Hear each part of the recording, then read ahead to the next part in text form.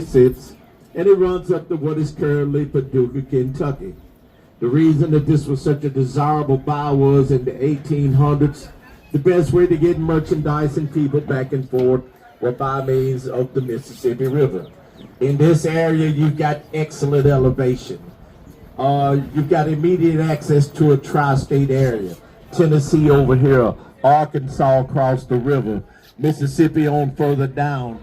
So from the very start, the city of Memphis was a major destination for trade and commerce.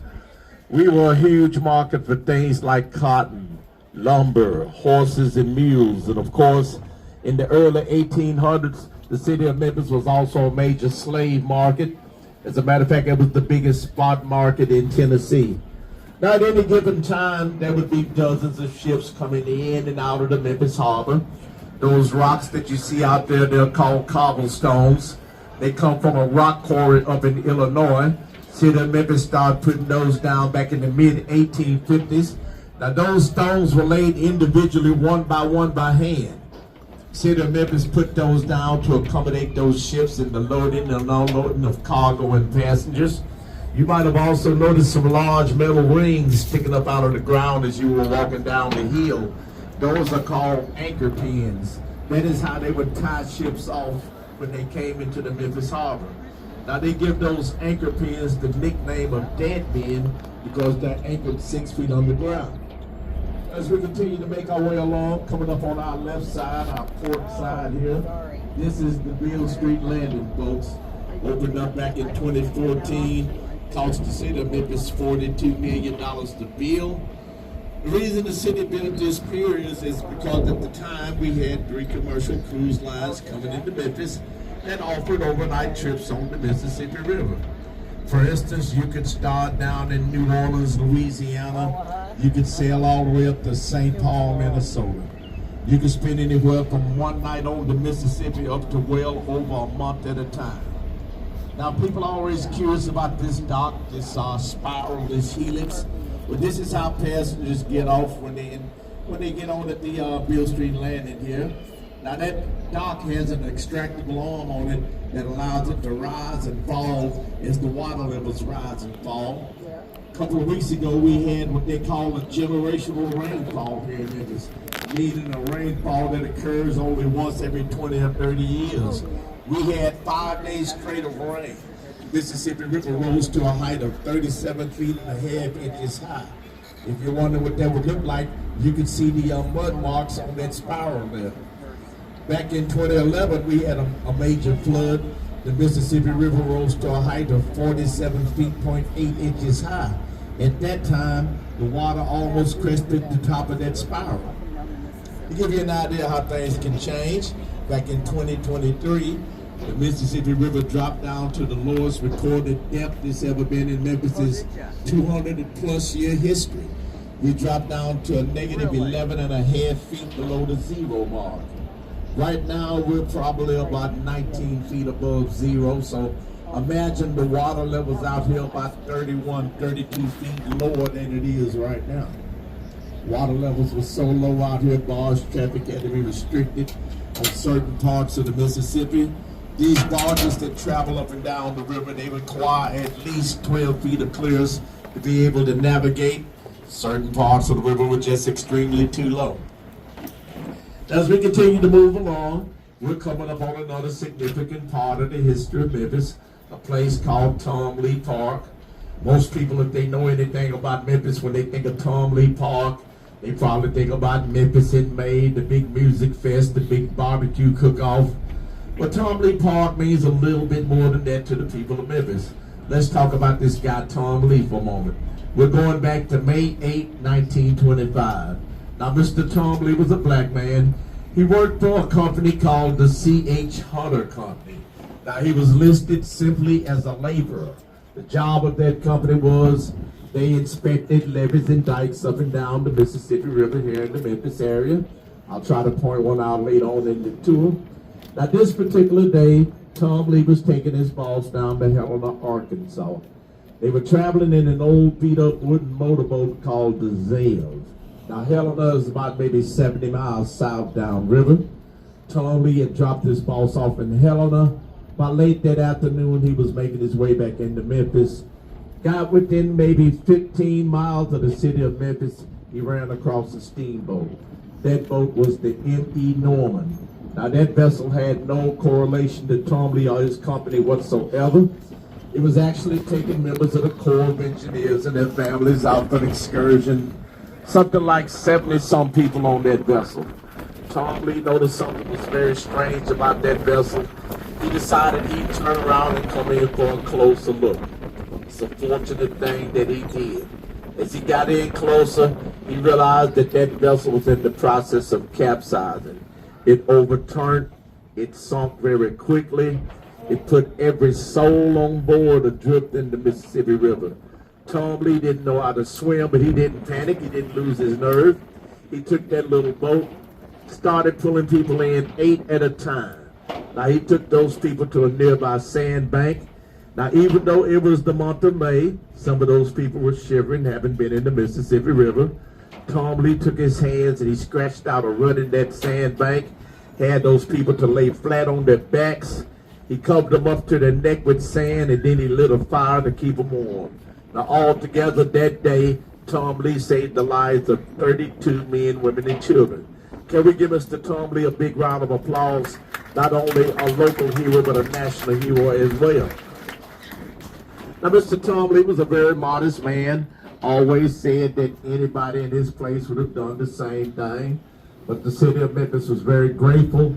In turn, they wanted to do something special for Mr. Tom Lee. They gave Tom Lee a permanent job working for the city of Memphis. They bought him a house out in North Memphis. Now, Tom Lee worked for the city of Memphis for 20 years. He finally retired, lived about 12 years after retirement. He died of cancer back in 1952. In 1954, the city of Memphis decided to take their recognition of Tom Lee a little further. They renamed this park in his honor. This park used to be called Astor Park. In 1954, they changed the name to Tom Lee Park. If you look to this little clearing right here on your left, you'll notice that there's a bronze statue of Mr. Tom Lee up there. He's in that little small boat of his, the Zev. He's pulling survivors on board. Around the base of that statue, you will find 32 lights. Each one of those represents one of the lives Mr. Tom Lee saved that fateful day. Now, as I said earlier, Tom Lee saved the lives of 32 men, women, and children. Somehow, 16 of the people that were on that vessel managed to make it to dry land on their own. But they think 21, maybe 22 people died that day when the M.E. Norman went under. The last known survivor of the sinking of the M.E. Norman finally passed away here in Memphis back in 2013 at the age of 93 years old. It was a gentleman by the name of Leroy Heindigger. Now, he was just a 5-year-old boy when Tom Lee pulled us on the Mississippi River. And that, my friends, is why Tom Lee Park is so significant to the people of Memphis. Now, as we continue to make our way along, I'm sure by now you've noticed all the beautiful townhouses, condominiums, and mansions that line Riverside Drive over there. Maybe you're thinking to yourself, you know what, I'd like to own a little piece of real estate. It'd be nice if I could sit on my balcony in the afternoon and sip margaritas or drink cognac while I watch the sunset and observe all the nature on the Mississippi River. Well, in that case, folks, you're going to have to dig in your pockets a little bit. Living on the bluff is just a little bit expensive. Starts at about 300 grand and goes up into the millions just like that, folks. Of course, you can always do like I do. I got myself an old mattress under the bridge over there. Settle down anytime I get ready to join. Can't drink margaritas or cognac, but hey, let me know if you want to hang out. I got plenty of room. And speaking of nature, folks, now this little bit of construction that you see over here to your left side, that's going to be our brand new $10 million nature observation deck. They're scheduled to be completed by about 2028. In a few years, you're going to be able to come to Memphis. You can step out on a magnificent deck that overlooks the Mississippi River and observe all the nature as it flourishes in its natural capacity. I think I've seen a few geese, a few ducks, a beaver, a raccoon every now and then, but carp, but hey, if you need a $10 million deck for that, hey, more power to you. Now, as we make our way along, we're coming up on another historical Memphis landmark, a place called Martyrs Park. Now, remember I said Memphis was founded back in 1819. We had three founding fathers, John Overton, James Winchester, Andrew Jackson. All three of these men have parts of the city as well as the state named in their honor. Now, they took the name Memphis from an ancient city in Egypt that also sits beside a mighty vast body of water. It sat beside the Nile River. Memphis translated roughly means good place to live, place of goodwill, place of good abode, something like that. Although you might doubt that if you turn on the news while you're here in Memphis, but for the most part, the city of Memphis was a thriving economical powerhouse. Seemed like nothing could stop our growth and development. That is until the year 1877 rolled around. City of Memphis got hit with a bout of yellow fever. In less than 1 year, yellow fever had killed more than 5,000 Memphians.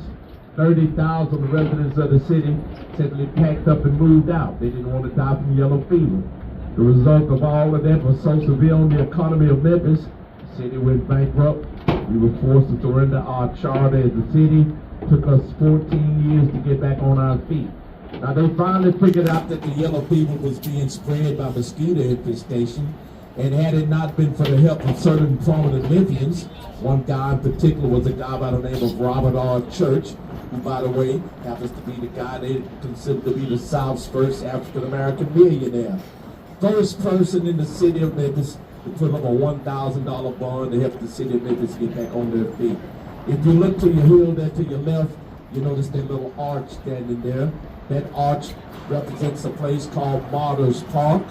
That park is there to commemorate and celebrate the sacrifices of all of those brave individuals who tried to help the city of Memphis during that yellow fever epidemic of 1877.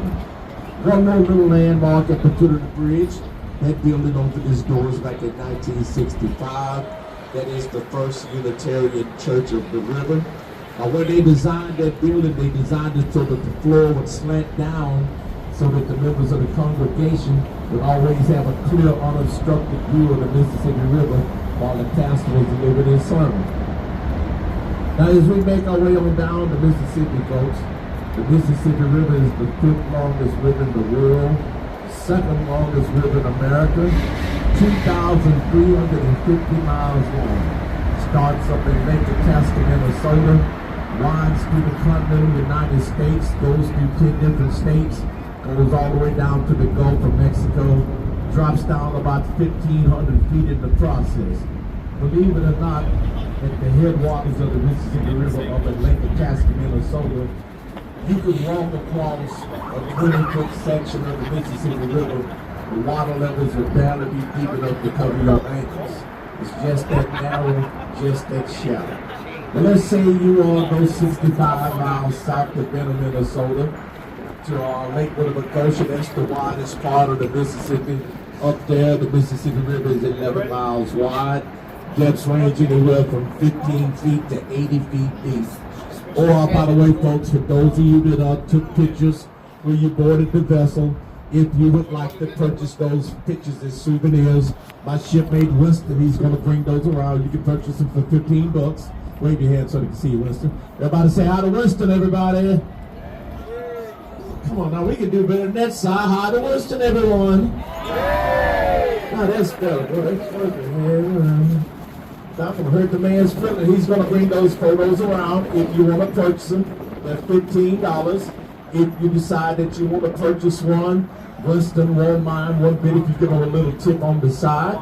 That'll make his day, and I bet it'll make you feel pretty good as well.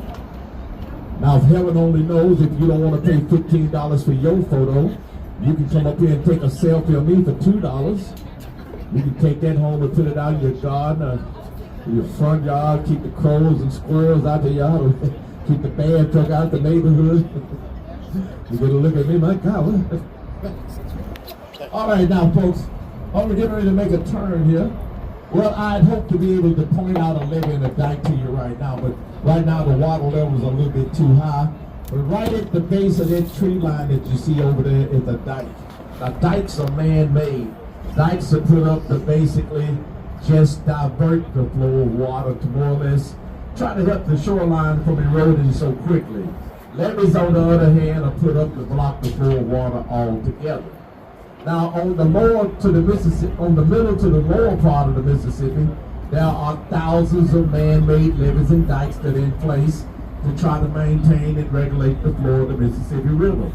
On the northern upper half of the Mississippi River, which is about another 800 miles, you've got 29 dams and river locks. In case you're curious as to what a river lock is, a river lock is basically a water elevator. Now remember, from Lake Itasca in the north down to the Gulf of Mexico in the south, the Mississippi River drops down more than 1,500 feet. Without those dams and river locks on the northern end, it would be impossible for a large vessel to get past a certain point on the Mississippi River. Now that river lock is a large basin that has a huge door on both ends of it. They'll float that vessel in that basin, close the door behind it. Once they close the door, they're going to either raise the water level in that chamber or lower the water level in that chamber to coincide with the next leg of that vessel's journey. Once that's been achieved, they'll open that door on the opposite end and that vessel will continue on its course. Now, traveling north on the Mississippi, you'd encounter your first river lock up around Granite City, Illinois, and your last river lock up around St. Paul, Minnesota. All right, as we're making our way along, let's once again direct our attention back over to our port side, our left side. As you look at that tree line in the distance, folks, you're looking at some of the most fertile farmland in the region. That is part of the Arkansas Delta. Now, the reason that farmland is so fertile on that side of the river is because it floods on that side of the river all the time. It floods over there, and the Mississippi River bathes that farmland with all that rich sediment that it washes along as it makes its way down to the Gulf. The state of Arkansas calls themselves the natural state because they're very proud of what they do agriculturally. As a matter of fact, agriculture is their number one industry. Corn, wheat, cotton, rice, soybeans. Arkansas raises all those crops in abundance. Arkansas typically comes in somewhere around number 3, number 4 in the nation for the production of cotton. Arkansas is number 1 in the nation for the production of long grain rice. They raise more rice than they do in California. And Arkansas also raised some mosquitoes over the biggest bumblebees over there in them rice fields. Speaking of Arkansas, folks, it's official. You're now in the land of Arkansas. Everybody give me a big old pig suit. There you go. Now let's talk about these 3 bridges that we're approaching here. The first one that we're going to encounter is the Tennessee-Arkansas I-55 bridge. That bridge opened up back in 1949, cost about $11 million to build. 2 lanes of traffic going into Arkansas, 2 lanes of traffic coming into Tennessee. That is actually the 3rd bridge that was built on the lower Mississippi here in the Memphis area. And by the way, we're getting ready to build a brand new Tennessee-Arkansas bridge. They're going to start breaking ground sometime next year. They're going to build it right alongside the old bridge. Now, this new bridge is going to be something special. It's going to have 6 lanes plus emergency lanes. It's going to be earthquake resistant. They estimate that it's going to cost somewhere between $900 million to $1 billion to build. They're going to call it the Great American River Crossing. They're hoping to have it completed by about 2032. So once they complete that bridge, they're going to dismantle the old Tennessee-Arkansas bridge here. And as I said, we'll have ourselves a brand new Tennessee-Arkansas I-55 bridge to brag about, hopefully by the year 2032. Now, speaking of bragging, let's talk just a little bit about this bridge in the middle. That's the one that's the first one built. That is the Frisco Bridge, named for the Frisco Rail Line, who eventually bought that bridge. Now, that bridge opened up back in 1892. Cost about $3 million to build that bridge. Now, before that bridge was there, the only way to cross the Mississippi River at that time was by steamboat a river barge, a river ferry, a raft, or a canoe. Traveling on land, there wasn't very many cars and trucks at that time. They wasn't a big deal, just in getting started. So basically, if you're traveling by land, you're either walking, you're on horseback, you're riding some kind of wagon, some kind of buggy, or a steam locomotive. Now, getting railroad cars from one end of the river to another was a very tedious, very costly deal. You'd have to disconnect that railroad car on one end of the river, load it on the river barge, ship it to the other side, where a locomotive was waiting on that end. That process could take hours, it could take days. Engineers decided that they wanted to do something better. They wanted to connect the east to the west with a freight line. That Frisco Bridge is 4,887 feet long, cost $3 million to build. It's about 30 feet wide. It's got one railroad track running right down the center of it, but it was also designed to be wide enough for a horse and wagon to be driven across when the train wasn't in service. Now, when they opened that bridge up for service back in 1892, that bridge was considered to be a modern marvel of engineering. It was a very special occasion. They had politicians from both states giving speeches. They had marching bands performing on both sides of the river. They estimate that the crowd was in excess of 50,000 people. Everybody was certain that that locomotive was going straight to the bottom of the Mississippi once it hit that railroad trestle. 120 some years later, folks, it hasn't happened yet. That Frisco Bridge is still in service to this very day. Trains still go back and forth on that bridge. Another fact about that Frisco Bridge, that is the second oldest bridge on the lower end of the Mississippi River. Second only to the Eads Bridge up in St. Louis, more than 300 miles away. For many years, those two bridges were the only two bridges to cross the lower end of the Mississippi River between here and the Gulf of Mexico, over 800 miles away. And that is our historic Frisco Bridge, folks. Still in service after all these many years. And once again, at the turn of the century, 1900s came into play. Cars and trucks started becoming more of a concern. That's when it was determined that a second bridge had to be built, and that would be this bridge, the Harrihan Bridge. Now, that bridge opened up back in 1916. Cost about $15 million to build that bridge. Now, that Harrihan Bridge was also considered to be a pretty magnificent piece of engineering. Unfortunately, 13 steel workers lost their lives trying to build that bridge. Now, the first bridge, the one in the middle, the Frisco Bridge, it's got one railroad track running down the center of it. The Harrihan Bridge has two railroad tracks running down the center of it. But the Harrihan Bridge also took into consideration that cars and trucks needed to cross the river as well. As we go on to this third bridge, notice these steel beams sticking out on the side. They stick out on both sides of the bridge. That's how cars and trucks crossed the river in single file from 1916 up until 1949. Now, the only thing about that was, at that time, the only thing that would cover those steel beams were wooden planks. There was no asphalt. Cars and trucks crossed the Mississippi River here in the Memphis area on a one-lane wooden plank runway from 1916 up until 1949. And those are our three bridges, folks. Our first one is the one in the middle, the Frisco Bridge, 1892. Our second bridge, the Harrihan Bridge, 1916. And our third bridge, the Tennessee-Arkansas I-55 Bridge, 1949. Incidentally, the only one of these three bridges that still supports automobile traffic is the Tennessee-Arkansas I-55 Bridge. Now, these other two bridges are strictly for railroad traffic.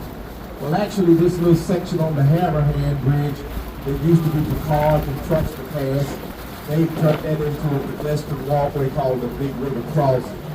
You can get in on the Big River Park on the Tennessee side, walk all the way over to the Tom Sawyer Park on the Arkansas side. I think the whole round trip is about a little over 3 miles. But you can walk across the river, jog across, ride one of those scooters or one of those bicycles. And incidentally, that big river crossing here in Memphis is the longest pedestrian crossing across the Mississippi River in the nation. The big river crossing here in Memphis, folks. I think they stay open till about 7 o'clock. So you might want to check it out.